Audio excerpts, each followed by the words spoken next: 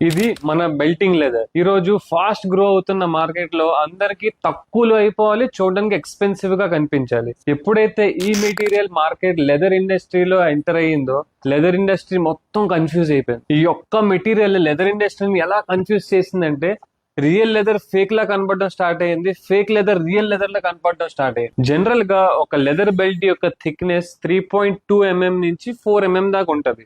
ఇప్పుడు ఈ రెండు బెల్ట్స్ 4 mm కానీ ఇందులో ఏది మంచిది ఏది కాదో మీకు ఎలా తెలుస్తుంది? ఇప్పుడు లెదర్ బెల్ట్ కి ఎప్పుడైతే స్టిచ్చింగ్ వస్తుందో అప్పుడు మీరు చాలా జాగ్రత్త పడాలి. ఇప్పుడు ఈ పీస్ చూడండి, single piece, no joint. But when coming to this, దీనికి లెదర్ కి స్లైస్ చేసి దీని మధ్యలో ఈ లెదర్ బోర్డ్ అనేది యాడ్ చేయడం జరిగింది. ఇందులో ఇలాంటి పరిస్థితుల్లో మీరు కొంచెం జాగ్రత్త పడాలి. అలాగని ప్రతి స్టిచ్చింగ్ ఉన్న బెల్ట్ కి మీరు వరీ అవ్వక్కర్లేదు. చూడండి, ఇది బయట బెల్ట్ జాయింట్, ఇది సింగిల్ పీస్, నో జాయింట్. ఇక్కడ కనిపిస్తున్న ప్రతి స్టిచ్చింగ్ ఉన్న బెల్ట్ అది ఓన్లీ డిజైన్ గురించి మాత్రమే.